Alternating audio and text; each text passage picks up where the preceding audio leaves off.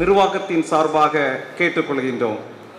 We entreat, we request all the students, parents and the teaching staff to cooperate your maximum extent in this function and make this function a historical event. Now the function begins. CSI Institute of Technology, Thovalai, 23rd graduation day, 22nd 10/2022. Let us stand for the college anthem by the CSI Institute of Technology choir, followed by Tamil Thai Valthu. Let us stand for the college anthem.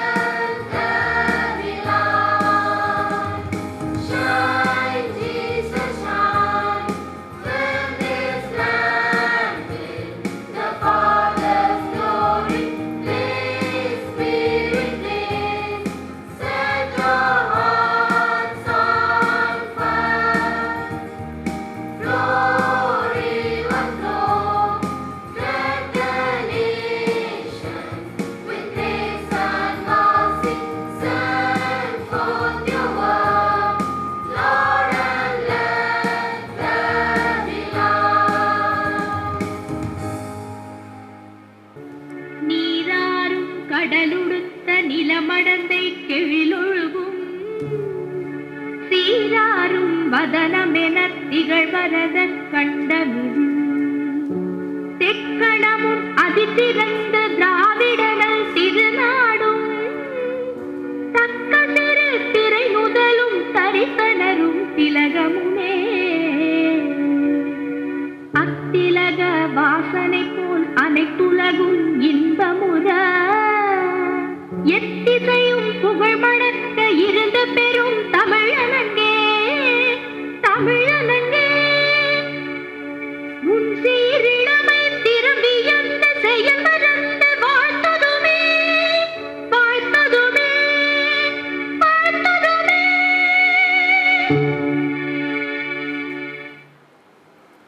The graduation day of the college has been called to distribute the degrees in various subjects of the college upon the candidates who in the examination recently held for the purpose have been certified to be worthy of the same. I invite the principal of the college to deliver the welcome address and present a report about the activities of the college. Eminent Chief Guest of the 23rd Graduation Day of Csiit, Professor Dr. B.S. Elizabeth, Vice Chancellor of Tamil Nadu National Law University, distinguished correspondent, respected bursar, esteemed members of the faculty and staff, dear graduates and their beloved family members, members of the media, ladies and gentlemen, a very good morning to you all. I am privileged to present a brief report about the noteworthy activities and achievements of our institution. I thank our Lord Almighty for His abundant grace and blessings showered upon our institution. The CSI Institute of Technology is a Christian minority engineering college established in the year 1995 by the Church of South India, Kanyakumari Diocese, which is a pioneer in the field of education. Csiit is located at the foothills of Thowale. The college is situated in the midst of lush paddy fields with a panoramic view of scenic hillocks. It extends to an area of about 45 acres of land. Our college has successfully completed 27 years of dedicated service in the field of engineering education. It has been spreading its fragrance of intellectual excellence in all spheres of education and also in extracurricular activities. Our institution offers engineering education in 6 different branches, namely civil engineering, computer science and engineering, electrical and electronics engineering, electronics and communication engineering, mechanical engineering, information technology at the undergraduate level, and 8 different ME, MTech degree programs, MCA, MBA at the postgraduate level. We have a total annual intake of 700 students. Also, we have an R&D cell under the Department of Electronics and Communication Engineering. The college has an excellent infrastructure facility which includes aesthetic buildings, well-equipped laboratories, and excellent library to impart quality education. The performance of our students in the university examination has been constantly remarkable. It is worth mentioning that Ms. W.J. Benita of ME Manufacturing Engineering from the Department of Mechanical Engineering secured first rank and has won gold medal from Anna University, and Ms. R.A. Susma of ME Manufacturing Engineering, Department of Mechanical Engineering secured 4th rank in the Anna University examination held during April-May 2021. On behalf of the management, I take this opportunity to congratulate the rank holders. The overall pass percentage of our college during the recently held Anna University examination April-May 2022 is 92%. Also, our student has won many prizes in various intercollegiate competitions, national level technical symposiums and project contests. The students were encouraged to participate in various cultural programs and quiz competitions on and off campus to develop and exhibit their talents and skills. Our students have participated in different technical workshops, industrial visits, in-plant training and seminars. Our training and placement cell effectively undertakes all the activities related to campus recruitment and training needs of the students by close interaction with employers, students, faculty, and alumni. Our students are also motivated to participate in both indoor and outdoor games. The activities of National Service Scheme, Youth Red Cross, Entrepreneur Development Innovation Institute, Indian Society for Technical Education, and Alumni Association of our college are remarkable. Faculty development programs have been arranged for our faculty in recent advanced areas under non-Mudalvan scheme TNSDC, Government of Tamil Nadu, Anna University and AICT organized schemes. Our college library is well established with more than 35,000 volumes of books, in addition to books, e-journals, and all subscribed national and international journals are also procured and indexed. CSIT Computer Laboratory is well equipped with more than 500 computers with high-speed internet connectivity. Software laboratories, workshops, and other advanced laboratories enhance the technical knowledge of our staff and students. Innovating testing equipments are also available in our laboratories to test and calibrate the components. College campus is facilitated with separate hostels for both boys and girls. The college guides the students to avail various eligible scholarships through the scholarship schemes under both state and central government sectors. A fleet of buses are operated in and around Kanyakumari district in order to cater the needs of our staff and students. In this 23rd graduation ceremony, a total of 896 students in various streams and levels are being honored, out of which 412 graduates are registered to receive their degree certificates in person. Heartiest congratulations and blessings from the management, your beloved faculty and staff at this proud moment of your life. CSIT management authorities include Right Reverend Dr. A.R. Chellaya, our chairman the Bishop of CSI Kanyakumari Diocese, who is the source of inspiration, Professor Dr. Ebenezer Joseph, our correspondent, who is a dynamic personality, shows personal interest in the welfare of our institution, the bursar of our college, Mr. Pon Solomon, who does his work with the dedication to manage the financial affairs. Finally, let me conclude this report by praying our Lord Almighty to lead this institution. In the forthcoming years, let us hope to continue the journey with the guidance of our God Almighty, cooperation of parents, well-wishers, present and former professors, alumni, staff, students and management. Thy name may be glorified. I take immense pleasure to welcome the gathering for the 23rd Graduation Day 2022. First and foremost, I welcome the Chief Guest, Professor Dr. B.S. Elizabeth, Vice Chancellor, Tamil Nadu National Law University, Trishurapalli, for accepting our invitation to deliver the Graduation Day address and distribution of degree certificates. Professor Dr. B.S. Elizabeth is the fourth Vice Chancellor of Tamil Nadu National Law University since 2019. She loves teaching history and teaching young people. Feminism is a way of life for her. Feminist legal theory is her latest research project. She obtained her MA in history, securing the second rank from the Bangalore University in 1984. In 1986, she passed the UGC Junior Research Fellowship examination. During her more than 30 years of teaching career, she has contributed her excellence in various institutions as lecturer, and she is the first faculty with a master's degree in History of National Law, School of Indian University. She worked as professor teaching history and feminist legal theory at the National Law School of India University, Bangalore. She had pursued her PhD program in Department of History, Mangalore University in 1995. She had completed LLB in 1997 at Bangalore University and registered for LLD at NLSU in 2018. Professor Dr. V.S. Elizabeth had designed a syllabus for teaching history in the 5-year BA LLB program, and also she was invited by the National Commission of Women in 2003 to 2004 to be part of the team set up to plan and design the curriculum for teaching. Feminist jurisprudence is the law colleges and law universities of the country.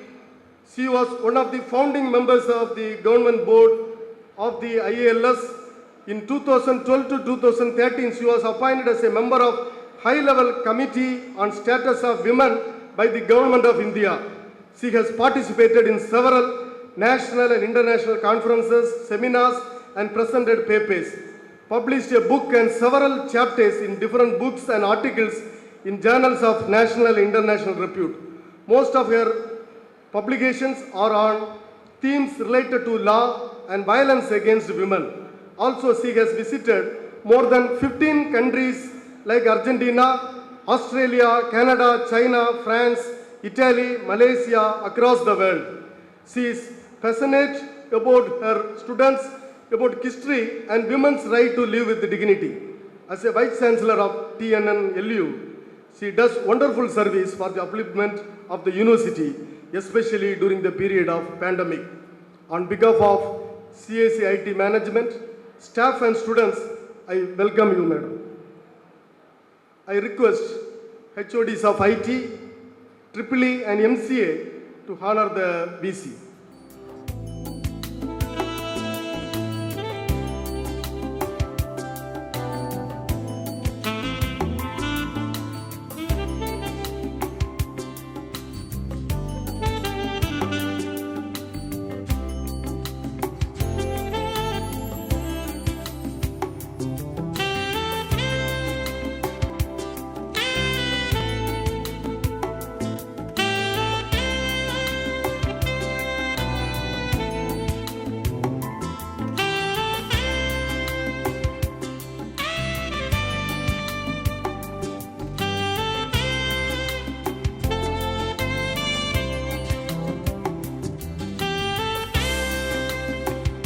Next, I would like to welcome our Honorable Correspondent of the institution, Professor Dr. Ebenezer Joseph. He was the former principal of the Government Law College in Tirunelveli and at present Professor of TNLLU, Trichy. His dedication towards the upliftment of our institution is appreciable. On behalf of CSIT family, I welcome you, sir. I request our Bursar to honor our correspondent with a shawl.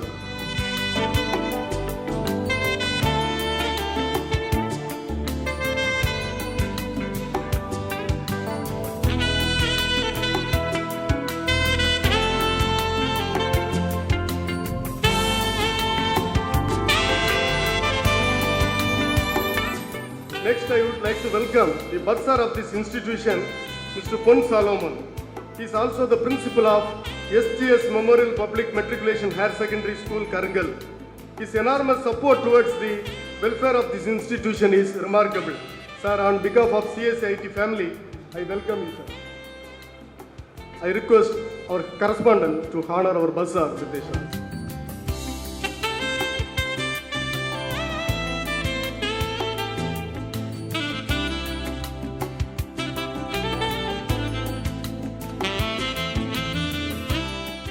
Next, I welcome the heads of various departments.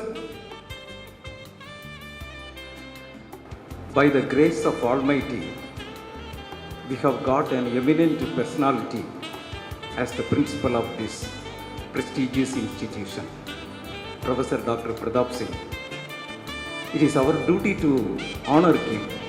So, on behalf of the management, may I request the Honorable Chief Guest to honor our respected and beloved principal.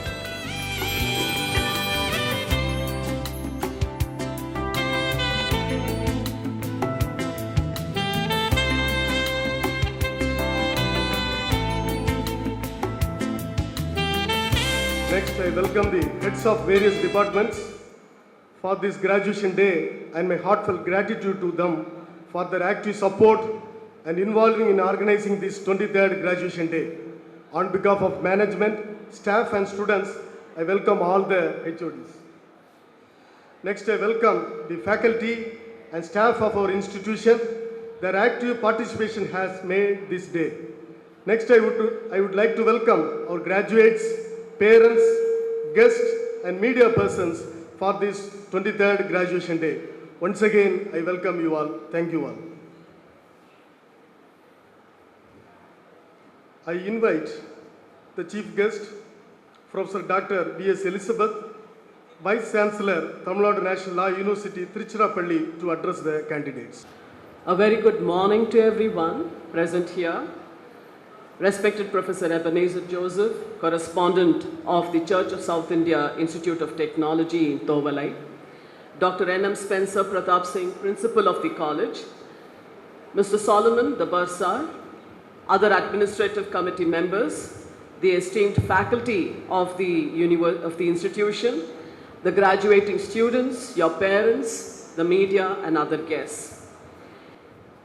It is indeed a great privilege for me, and I thank Professor Ebenezer Joseph and the administrative committee of the institution for having invited me to deliver this graduation address and give away the certificates.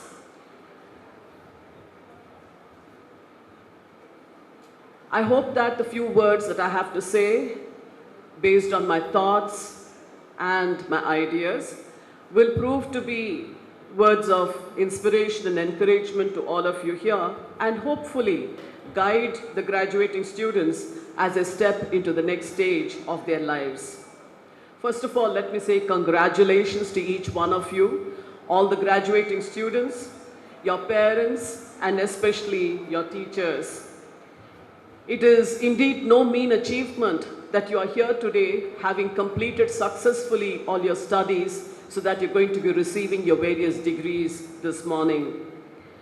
It is an important achievement in a country where there still are thousands, if not millions of people who are still struggling to get the opportunity to complete their school studies. We are in the privileged few. While it might seem that there are thousands who are graduating from various institutions, we still are a very small percentage of the entire population of India who has access to higher education. As you know, the majority don't even manage to complete their 12th standard. Education is the key to one's advancement and the means to contribute meaningfully to the society in which we live. I am here today simply by the grace of a wonderful, amazing God and the sacrifices of my parents. If it wasn't so, I would not have reached the heights that I have. My parents made those sacrifices, depriving themselves of many things that could have contributed to their comfort, even sometimes things that they actually needed, because they believed that though they had no wealth to pass on to me and my siblings, that the best thing that they could give us was a good education. And therefore, they sent us to the best school in Bangalore, ensured that I could get the higher education, do my BA, my master's, and then of course, thanks to the UGC, I finished my PhD, then continued to do my LLB, and now I'm registered for a LLD, right? Because there is no end to learning. And therefore to you, my little bit of advice is don't stop learning just because you have now got one degree, doesn't mean you've completed all your studies. Even in the very fields in which you have been specializing, there is so much more to learn, so much more to graduate from, and so much more to achieve. So I hope that this is the beginning of many degrees that you're going to acquire in the course of your lifetime. Now, my parents were right in believing that education was the best thing that they could do for us. But even when we are given opportunities like these, we don't often make good use of them. You know, what is the point of sending you to college if you won't attend class? What is the point of getting this degree if you're not going to use this well? It is so easy to fritter away the opportunities that you have got and the sacrifices that have been made to get you to this point. So education is not only in terms of, a structured study within the walls of a college or an institution, but there are so many other ways in which we can get educated. And educated isn't getting a degree. Today you have become graduates, doesn't mean that you have become fully educated. Education is a lifelong process. There's so many lessons that life has to teach us. There are so many lessons that we can learn from those living today in this world as well as from those who have gone on before us. And there is so much we can learn from our own mistakes. Making mistakes is not a bad thing. It's when we don't learn from our mistakes, then it is a bad thing. As human beings, we're all prone to make errors. But to pick up from where we have fallen and to get back onto the path on which we have begun our journey is what takes courage. And when we do that and keep learning, we will only keep growing. If you think that this is all, then you have lost before you have even begun. So it's important to think of this not as the end. It is the end of one journey, your journey into college to get your degrees. But it is the beginning of so many more journeys. In the journey of life, there is the whole thing about, getting a career, finding the vocation of your choice. For some, getting married. For others, pursuing other goals like I did. So never stop learning, no matter from whom and from where. As we learn more, we actually realize how little we know. And that is what humbles us. Whereas if we think we have learned everything, we become so full of ourselves that we stop learning and we think we know everything and become arrogant. Consequence of that is failure. Arrogance leads to fall. Whereas the humility to realize that there is so much you don't know. And I will tell you honestly, I have studied, for the major part of my life, but I can tell you that there is so much more I have to study. I have a PhD in history, doesn't mean I know all of history. I only know a very tiny part of the immense past of all of these human beings. And I hope that that will be the spirit in which you step out today after you receive your degrees. Now, what you will do with these degrees is in your hands. It's your choice. After all, the God who created us did not make us like robots, and manage us. He has given us the freedom of choice. We can choose to do good, or we can choose to do bad, or like in the parable of the talents, choose to do nothing. But remember, you have to give account on Judgment Day for what you did with what was given to you. Oftentimes, we blame others for our failures, especially our failure to use what we have been given. We will say, bad teacher, the teacher doesn't like me, or we will say that the parents, they were biased, they could have done more, but they did not do enough, they did not buy me this, they did not buy me that, whereas my friend had a laptop, my friend had access to this, that and the other. We can blame the whole environment like the pandemic. We can say pandemic happened and therefore I messed up. Or you can take responsibility and say, I failed. I made mistakes. And now it is time for me to correct them. Choice is what you have. What happens to you, you have little or no control over. But what you do when something happens to you is in your hands. And that choice you must exercise carefully, whether it is in your career or your personal life, or what you do with your time and your opportunities. Take responsibility for what decisions you make and don't blame others or circumstances. God has given us the brains to think rather than to function as automatons. He has given us the freedom of choice. So it is up to us what we do with the life He has blessed us with the doors He has opened for us and continues to open. In Proverbs chapter 3 verses 5 and 6, King Solomon, who is considered to be the wisest man on earth, because when God asked him, what do you want when he became king? He didn't ask for wealth, he didn't ask for long life, he didn't ask for a beautiful wife or many children. The only thing he asked God for is the wisdom and understanding to lead these your people. And God was so pleased with that choice, He gave him everything. So he was one of the wealthiest men who ever lived on this earth, besides being the wisest man. And this wise man in Proverbs chapter 3 verses 5 and 6 says, trust in the Lord with all your heart and do not lean on your own understanding. In all your ways acknowledge Him and He will make your path straight.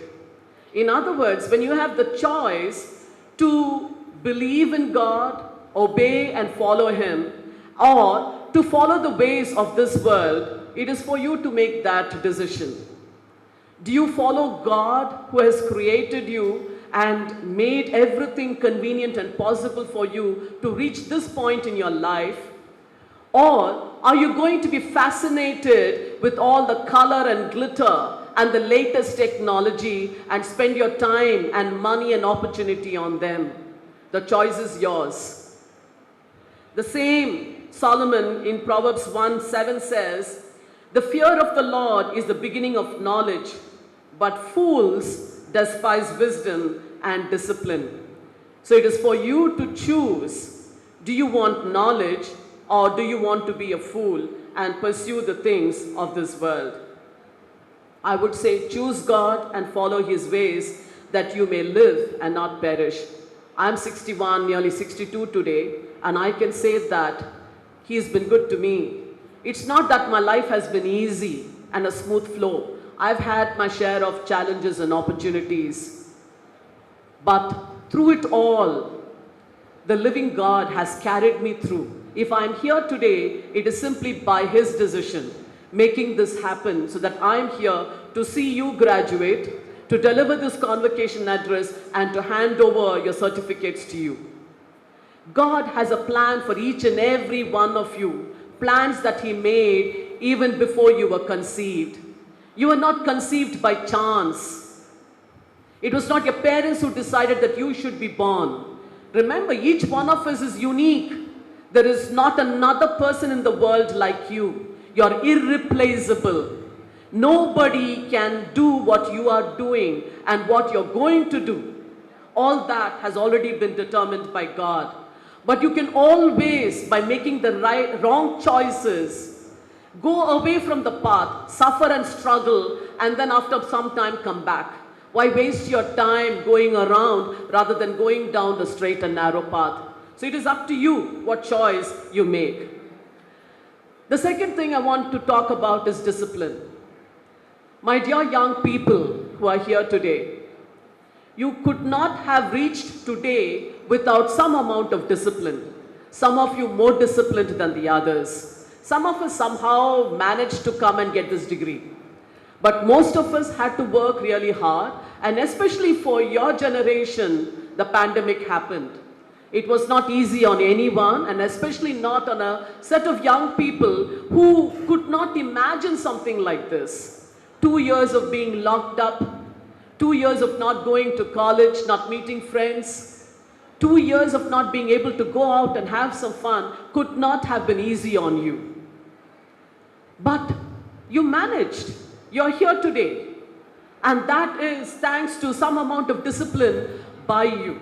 Some from your parents, some from your teachers. And in many ways, the hardships we have to face are part of God's way of disciplining us. I know the many times that He has had to discipline me in order to ensure that I don't wander away. So don't take the discipline from God lightly. Take it seriously and correct yourselves. And if you continue to be disciplined, you can be sure to achieve success. Success does not come, for those who are going to sleep late, for those who are just going to have fun. Think of all the sports people who have won the gold medals in the Commonwealth Games recently. Of the young people who won awards in the Olympiad we had in Chennai recently. Think of all the people who are film stars, famous, the great singers, the musicians.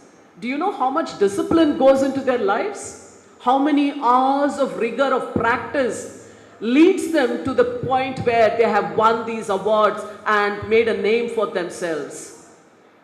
There is no alternate to discipline. And the reason I'm saying this now, when you're ready to step out into the next stage of your life, is it's so easy to lose that discipline. Because now you are masters of yourselves, mistresses of your lives.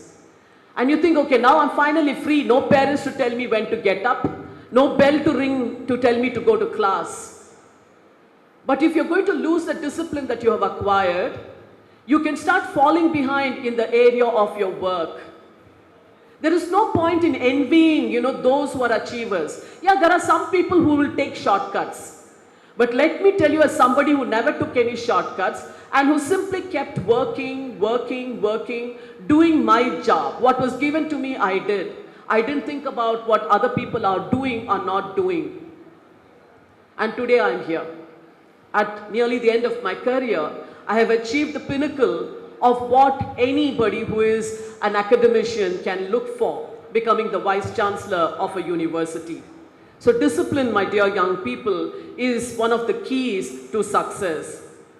Structuring time for practice, for study, for upgrading yourselves, being focused, and very often having to sacrifice fun.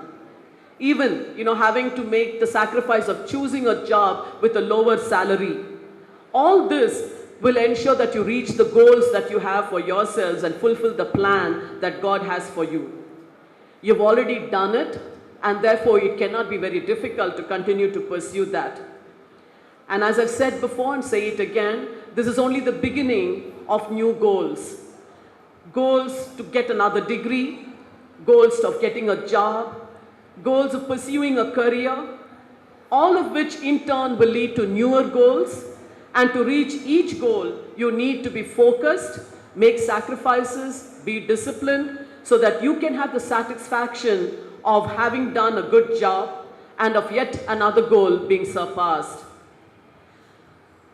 The fourth thing that I want to share with you is about the fact that you are engineers. And you might feel that as engineers, you are an important part of society. Of course you are.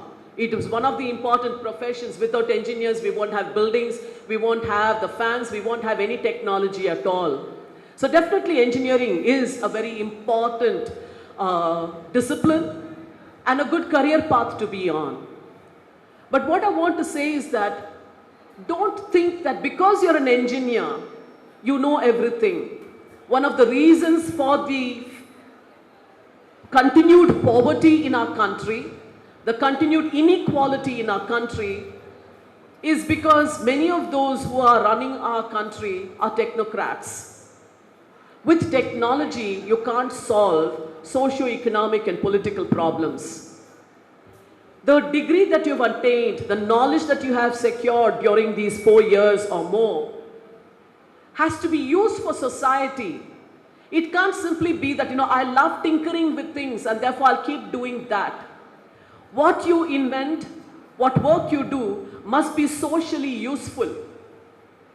Now, as you know, technology can be used for good or for bad.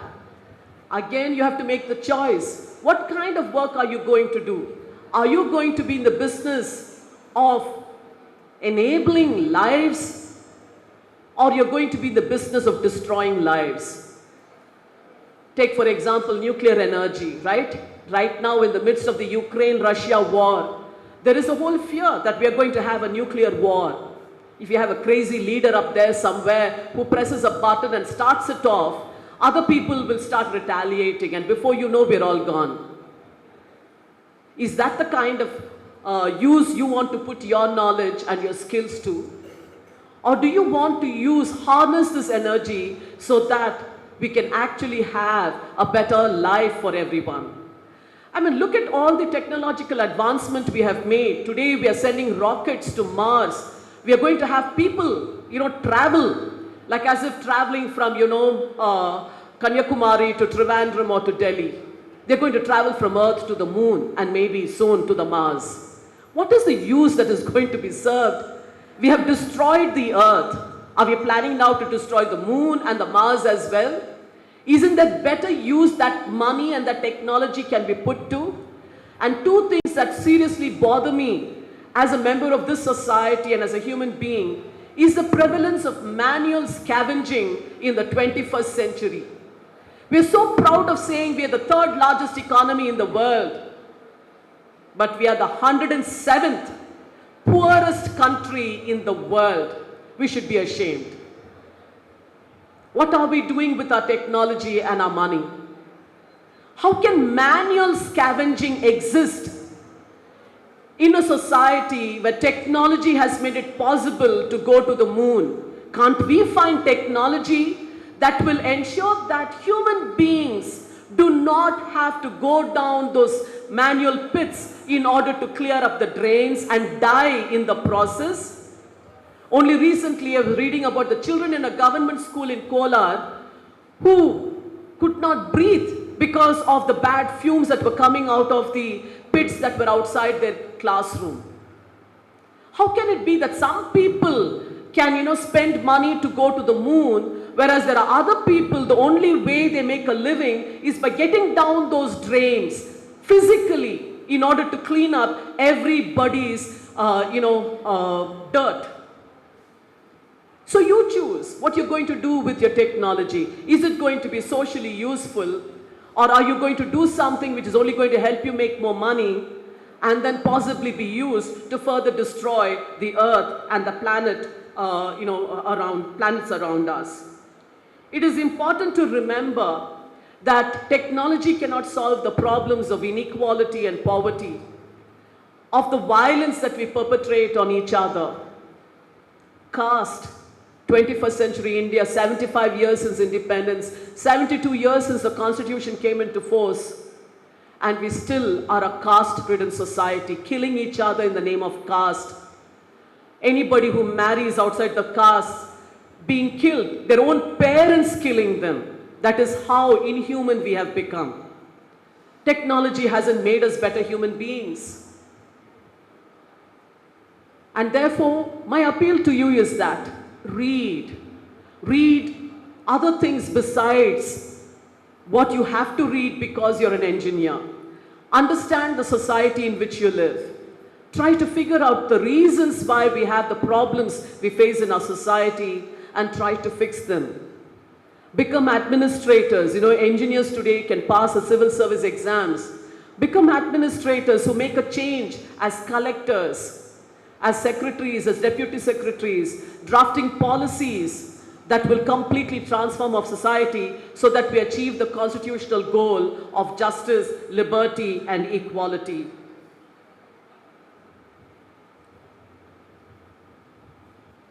Technology can make our lives easy. Technology can make our lives comfortable. At the same time, technology can be used and is being used to create harm. And I'd like to see the graduates of the CSI Institute of Technology making a difference in this world so that it is a better world for the children that you're going to bring into existence. In closing, all I want to say is that each one of you, no matter what marks you have secured right now, what grades you're passing with, strive for excellence. Whatever you do, wherever you are, whatever kind of work you land up in, strive to do an excellent job. As the citizens of India and as God's children, children of a perfect God, nothing short of excellence is expected of us in every area of our life. And I hope, therefore, that even as you leave this institution today, that you will go on to transform the world even as you've been transformed during the time that you have been studying here. I wish you all success and all the very best. May God go with you. Thank you. Let the candidates of university rank holders be now presented. Your Excellency, I have the honor to present two candidates to you. They have been duly examined and declared eligible to hold the degree of Master of Engineering of Anna University. They are authorized to wear the robes ordained as the insignia of their degree. They will now receive the degree diplomas. The following students are eligible to hold the degree of Master of Engineering in Manufacturing Engineering Department of Mechanical Branch. Miss W.J. Benita. She secured first rank and won gold medal in Anna University under the Faculty of Mechanical Engineering.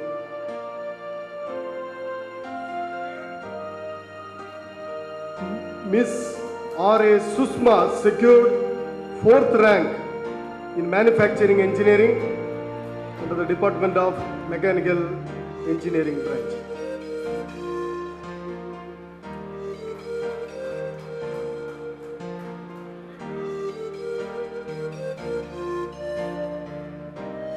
that the candidates be now presented by the HODs.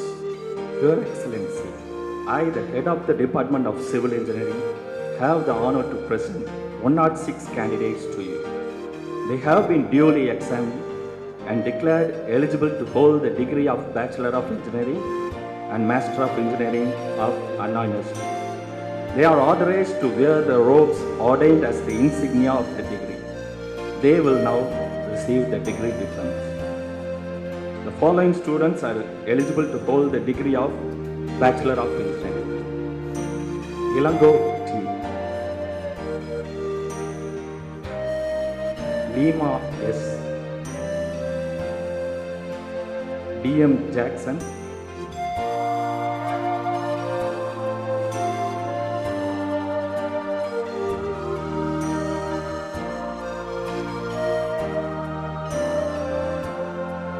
P.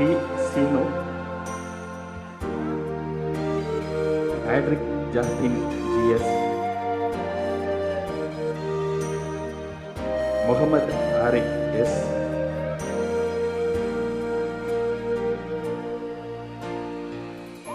M. Nishwin Raj.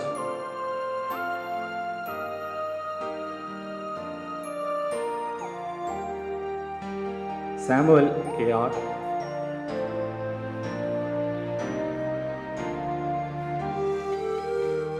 Bismi S.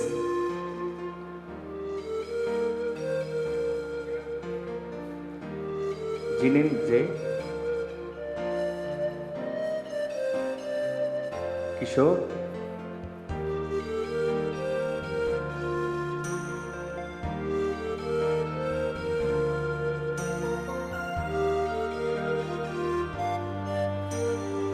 M. Merlin Raj.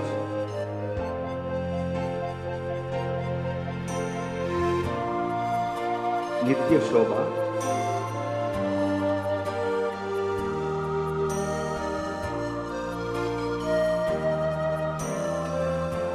B.K. Vibin.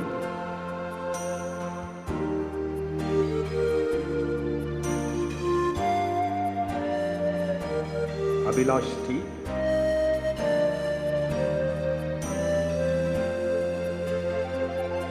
Admin Snega.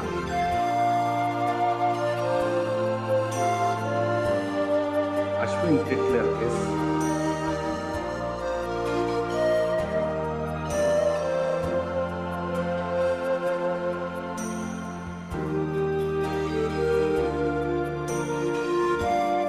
Adilesh A.S.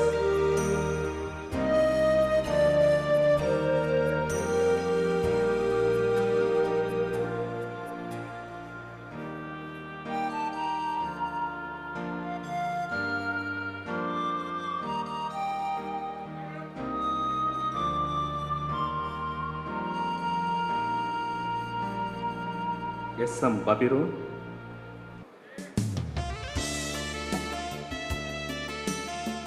Geo Larson.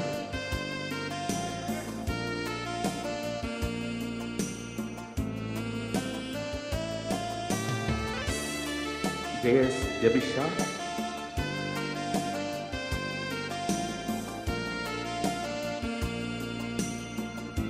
D. Jerry David.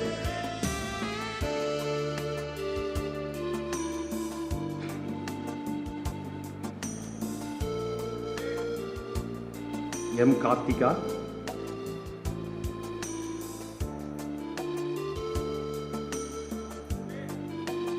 D. Loyet.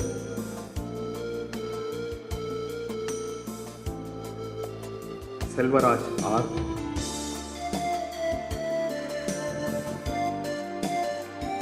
Sherin T.L.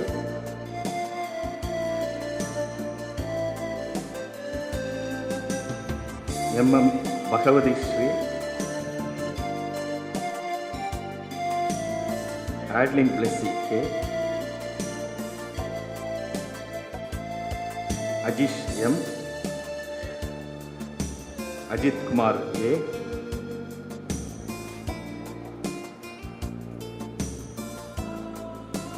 Alvin J.